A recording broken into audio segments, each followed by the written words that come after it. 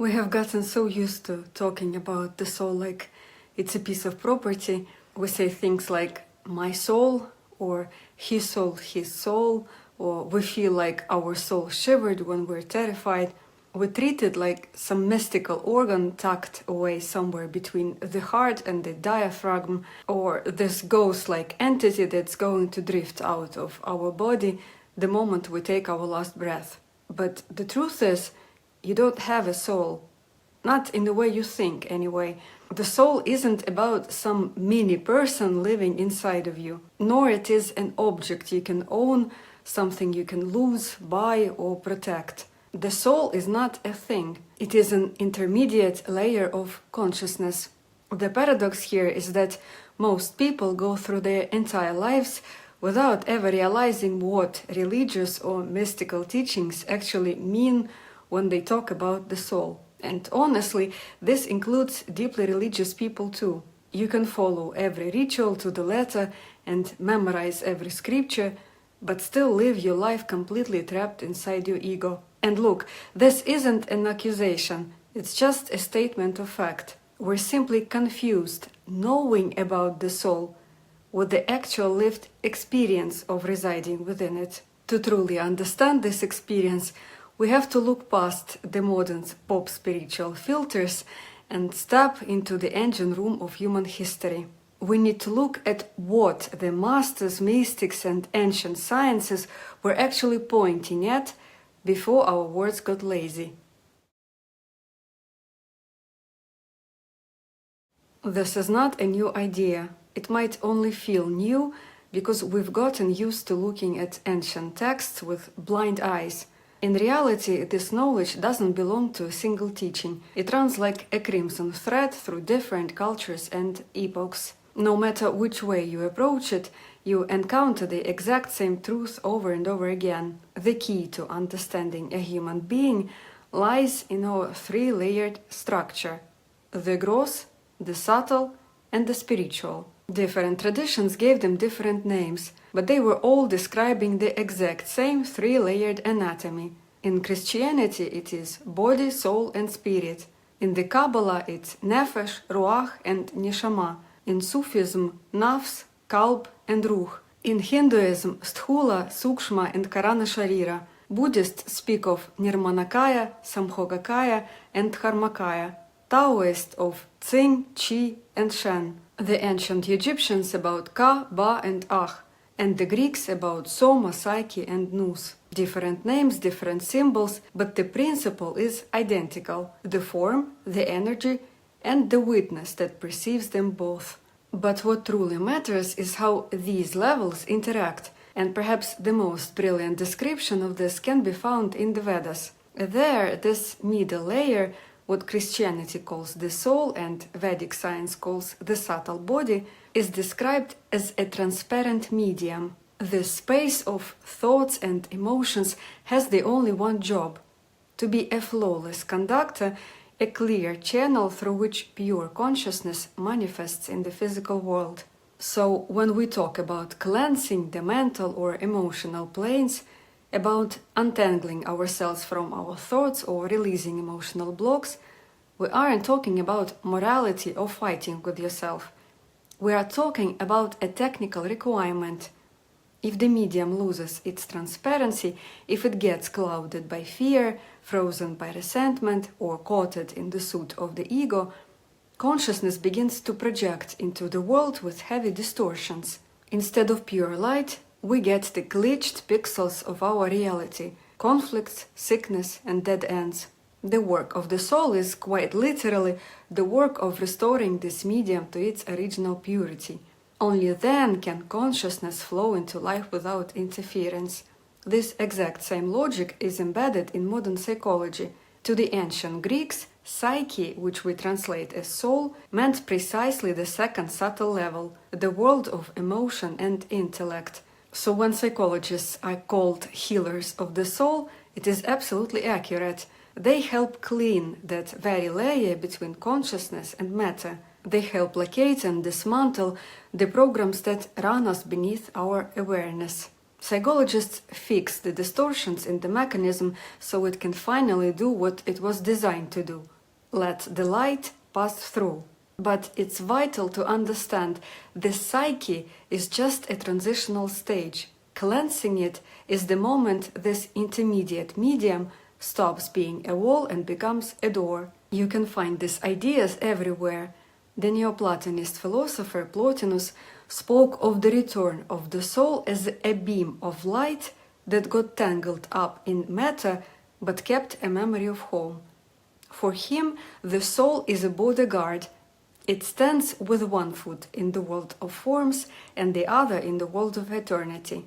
In Advaita Vedanta, it's even more direct. Consciousness is one like the ocean, and what we call the soul, the jiva, is just an apparent wave. The tragedy of the wave is that it believes it is separate and terrifically afraid of crashing against the shore of the ego. But the soul is the state of wave that has already tasted the salt and felt the depth of all the water in the world, yet still remembers its unique shape.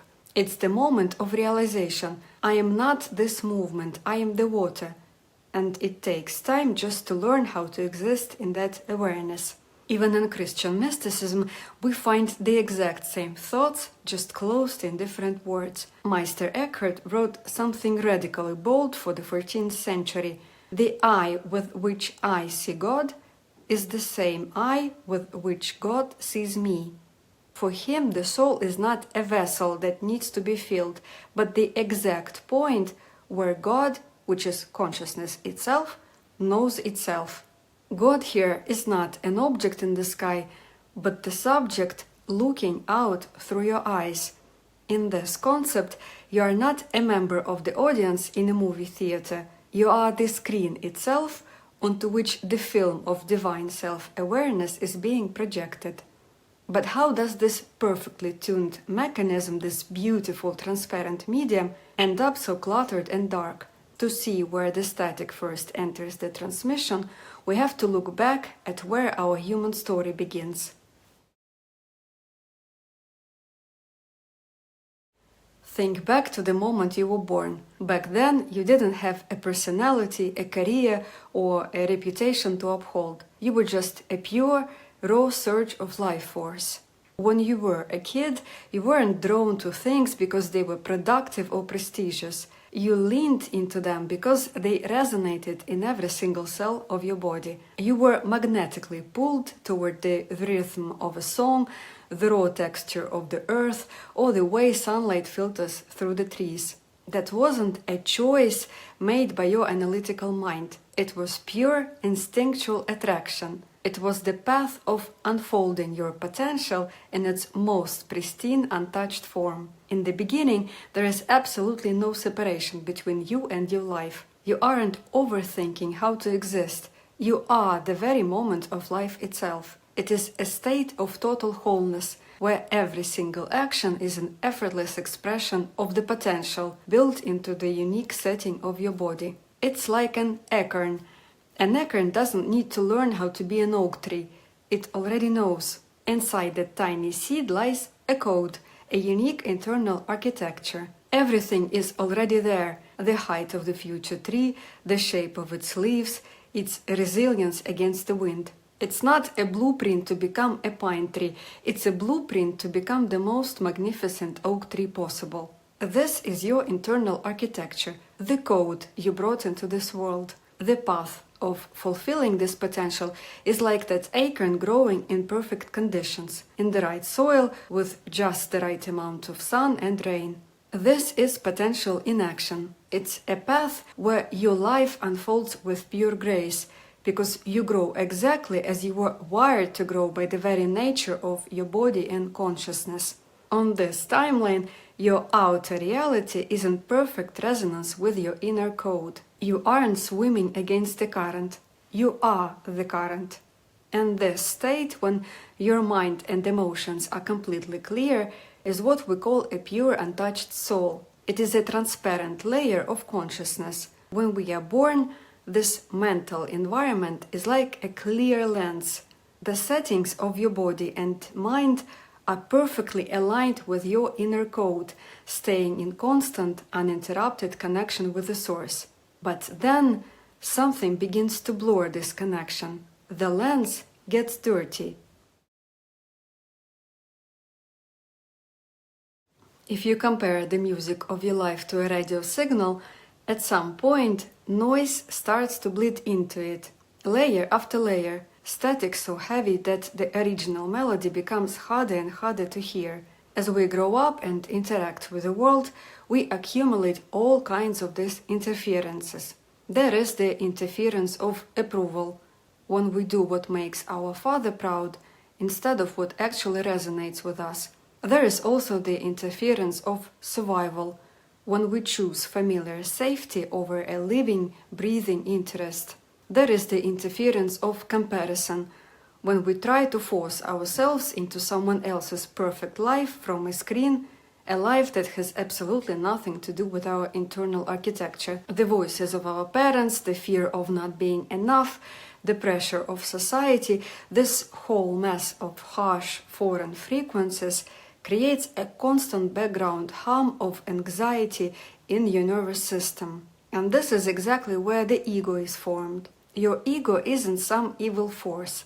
At its core, it's just the sum of social conditioning and childhood trauma.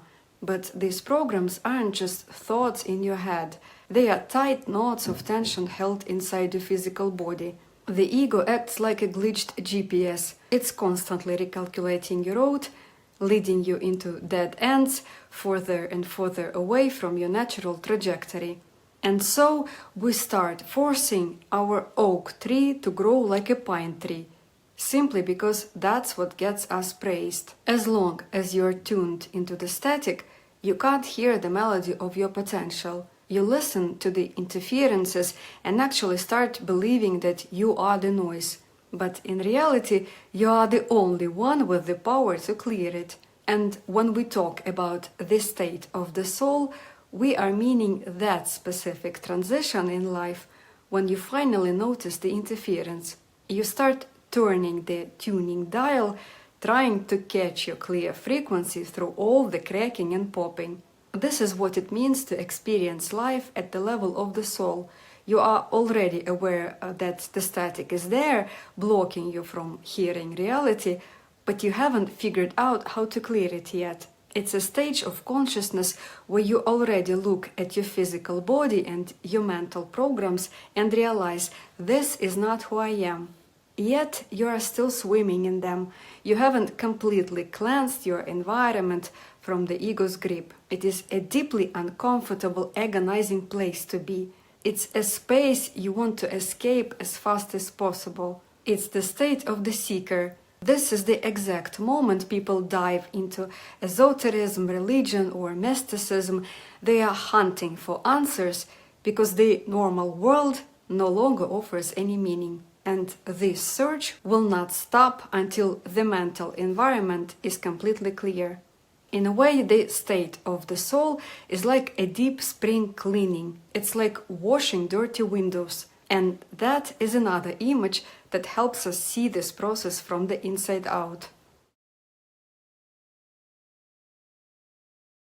Picture a room. The light outside is pure impersonal consciousness. It's what Vedantists call the Atman and the mystics call the divine light. The room itself is your everyday reality, your home, your daily tasks, your conversations. Now, for the light from the outside to get inside, it has to pass through a window. That glass pane is your personality shaped by the ego. In an ideal world, that glass should be perfectly transparent. But life, layer by layer, coats it in a soot and grime. Childhood traumas, fears, other people's expectations. For years we cover this glass with the sticky notes of our social roles. I am a manager, I am a mother, I am a failure. Eventually the build-up gets so thick that the light almost completely stops getting through. The glass turns into a wall. The room goes dark, and this is where we fall into the ultimate trap. We start believing that the world itself is grey, heavy, and meaningless. We look through the suit and think this is just what reality looks like. But the problem isn't with life. The light outside the window is just as pure as it's always been. It simply can't break through the heavy layers of your constructed self. When this build-up reaches a critical point, when your old programs burn out and you hit a complete dead end, the soul mode kicks in. Consciousness forcefully steps in for a total deep spring cleaning. We often imagine transformation as a sudden leap. One moment you're the old you, and the next you're the new you. But everything that actually matters happens in the gray zone, the liminal space where the old version of you has already died, but the new one hasn't been born yet. To be in the state of the soul is simply the name for this gray zone. It is a borderline phase of consciousness, a time when you can no longer function as a social robot, but you haven't yet broken through to become pure light. And here we get to the core of it. A soul crisis, which so many people mistake for clinical depression, is not a breakdown. It is the beginning of the work. It is the exact phase where consciousness looks at the dirty glass of constructed self and decides it's time to wash the windows. It marks the exact moment when consciousness decides, I no longer want to identify with the dirt on the glass. I want to remember that I am the light. Now, if you've ever done a deep spring cleaning at home, you know that right in the middle of it, everything looks way worse than before you started. Dust is flying everywhere, things are scattered all over the floor, and you don't even have the energy to make lunch. This is exactly why during periods of deep transformation, a person has zero resources left for external achievements.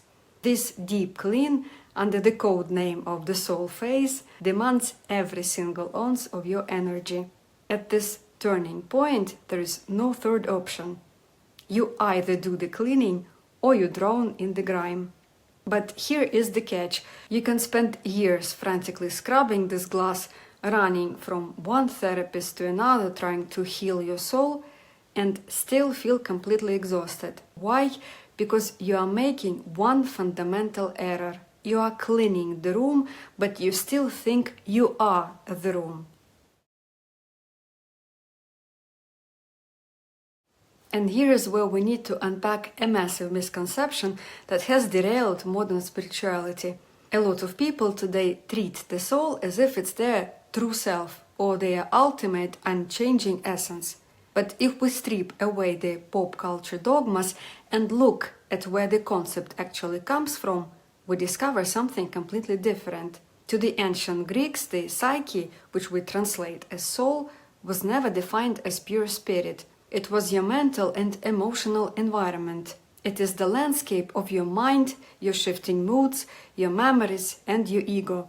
Early theological frameworks, Vedic science, and Carl Jung all agreed on this. The soul is the middle layer. It's the software. It's a buffer zone, a prism that translates the impulses of infinite consciousness into the gross matter of the physical body. So, who was it that isolated the soul, wrapped it in a pretty box, and turned it into a piece of mystical property? It was our own ego. The ego is terrified of dissolution. It cannot comprehend pure, boundless, impersonal awareness.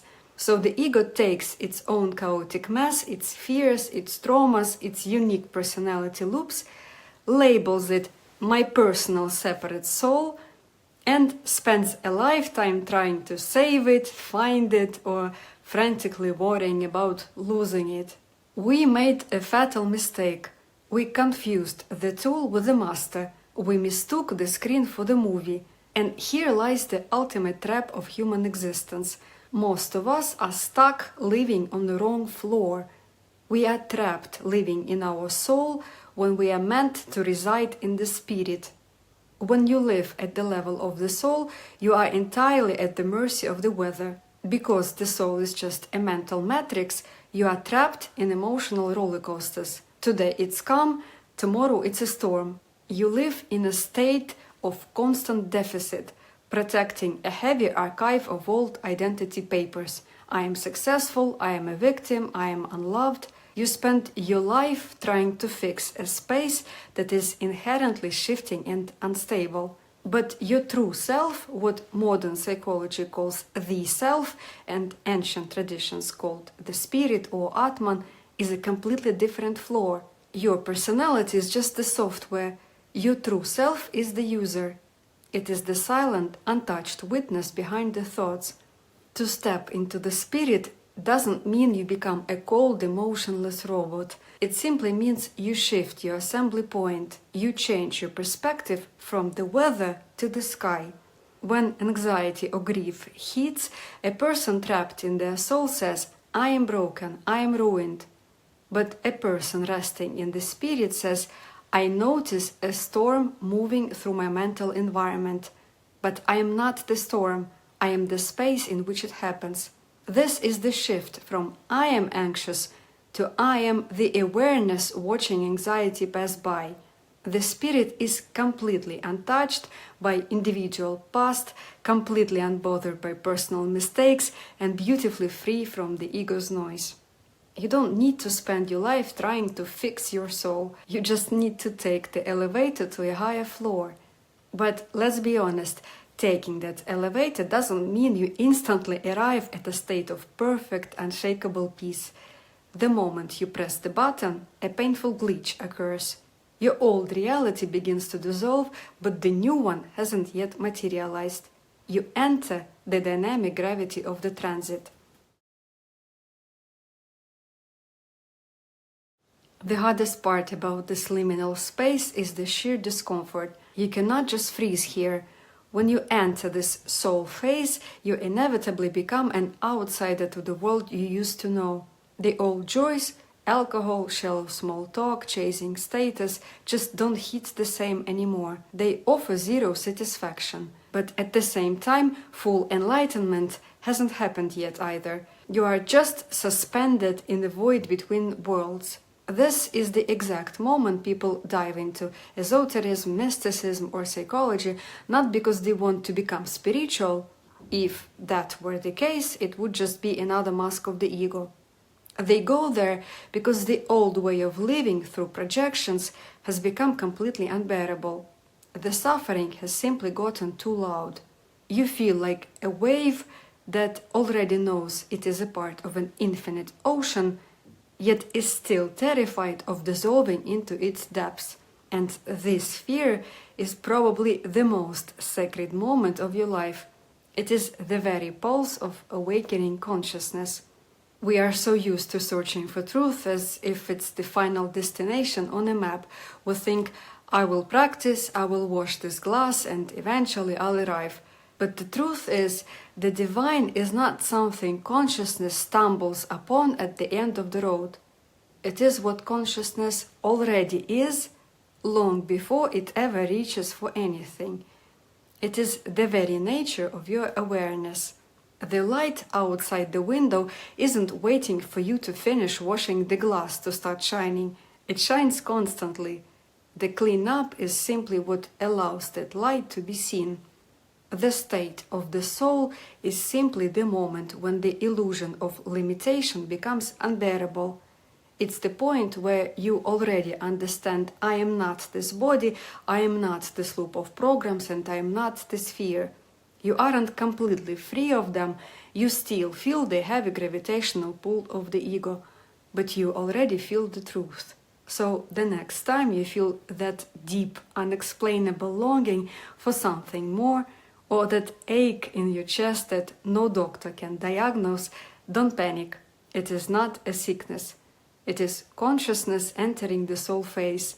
The deep spring cleaning has officially begun. Just stop getting in the way of the light entering the room.